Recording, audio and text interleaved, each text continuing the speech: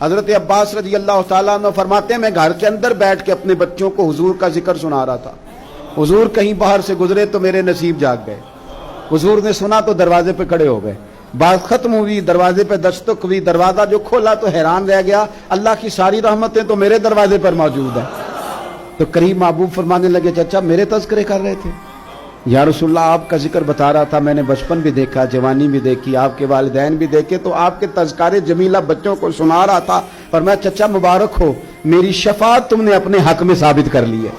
اب میں تمہاری سفارش کروں گا صبح قیامت، چونکہ تمہارے گھر میں حضور کا تذکرہ ہوتا ہے۔ خوب نعتیں پڑھیں حضور کی، خوب، آپ نعت کا ذوق بنا لیں گے تو زبان پہ جاری بھی ہو جائے گی، آپ ذوق بنا لیں، نعمتیں بانٹتا جی سمت وہ ذیشان گیا، تو ساتھ ہی منشی رحمت کا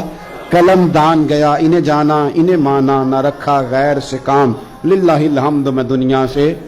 مسلمان گیا۔